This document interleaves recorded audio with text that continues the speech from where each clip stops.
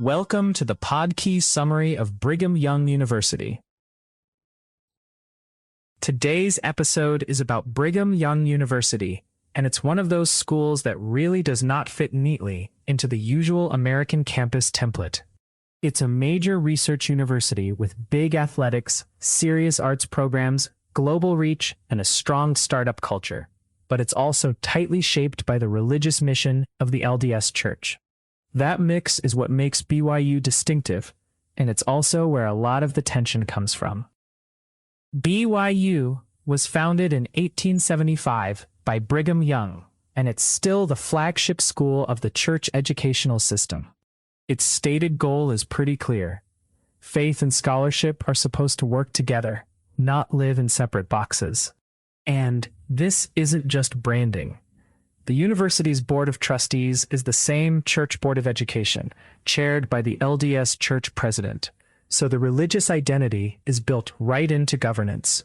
At the same time, BYU is large by any standard, especially for a church-sponsored school. It has more than 37,000 students, a $3.71 billion endowment, nearly 200 bachelor's programs, and in 2023 it spent $137.7 million on research. So this is not some tiny niche institution tucked off to the side. Where BYU really stands apart in daily life is the Honor Code. It covers academic honesty, sexual conduct, dress and grooming, substance use, language, and religious participation, which makes campus culture much more regulated than at most research universities. That helps explain why BYU keeps showing up on lists of the nation's most sober campuses. There just isn't much ambiguity about the rules. Students of any religion who attend have to accept that framework, and they also need ongoing ecclesiastical endorsements, which means religious accountability doesn't stop after orientation week. That same structure has fueled long-running fights over academic freedom and student life. A 1992 BYU policy allows restrictions on expression that contradicts or attacks fundamental LDS doctrine or policy, and the AAUP argued those limits were not clearly spelled out in advance. The most persistent criticism has centered on LGBTQ students. Same-sex dating, public romantic behavior, hand-holding, and kissing remain prohibited, and critics have argued that BYU's broader climate can discourage openness and make students feel they have to hide parts of themselves.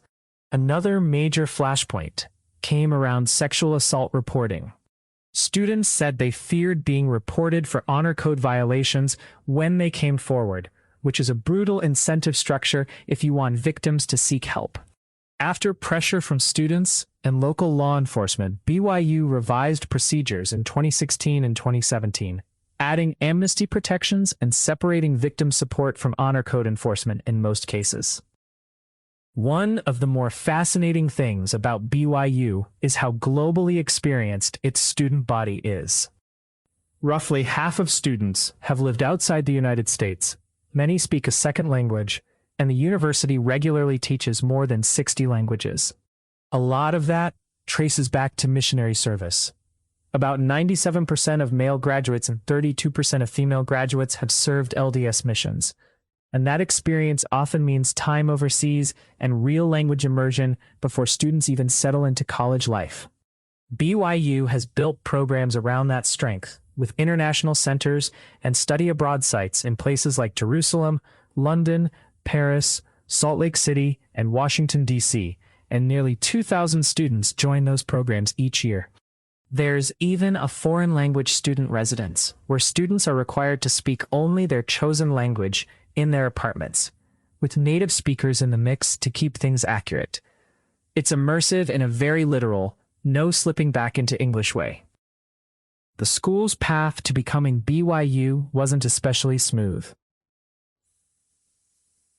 It began as Brigham Young Academy, dealt with financial instability and local controversy, and became a university in 1903 after a stretch of pretty improvised institutional life.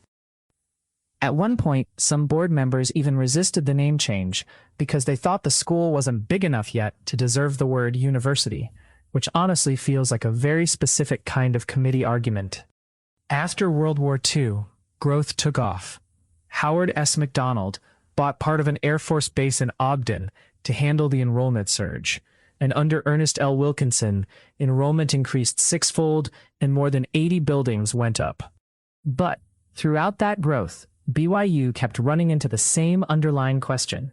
How do you expand as a serious academic institution while staying under strong religious authority?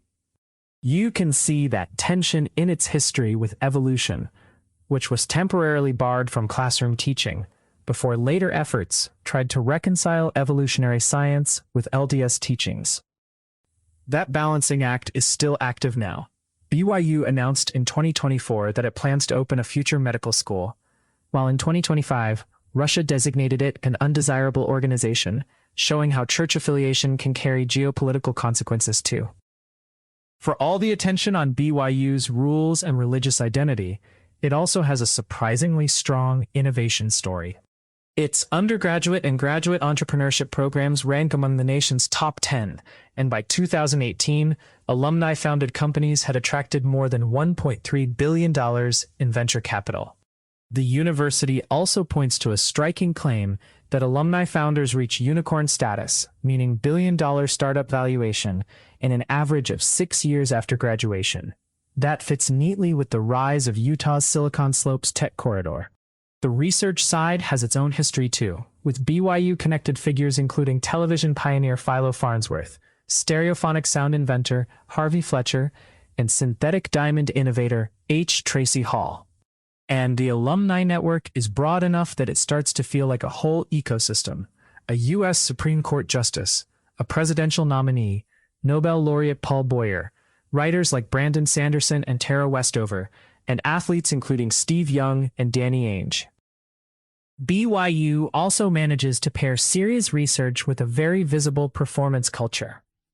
It runs museums, concert and theater venues, a major paleontology collection, and one of the largest collegiate ballroom dance programs in the world.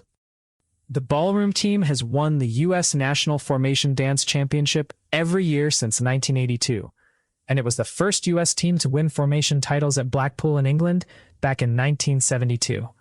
That is a wild level of dominance for something people might not immediately associate with college athletics. Its performing groups also act as cultural ambassadors. The Young Ambassadors have performed in more than 56 countries, and BYU choirs and ensembles have toured across Europe, Asia, Russia, and the Middle East. Athletics are just as central. BYU entered the Big 12 in the 2023 to 2024 academic year, competes in NCAA Division I, and has won 14 NCAA and 26 non-NCAA championships. Even there, the school's distinct identity shows up, with Sunday play restrictions and missionary service patterns shaping the experience in ways most competitors don't have to think about. So BYU is big, ambitious, and influential, but it's also unusually explicit about the values and authority structures guiding it. That combination has helped it build a powerful culture and a global network, while also putting it at the center of some very real arguments about freedom, belonging, and what a religious university should be. This episode was generated by Podkey. Create your own at podkey.fm.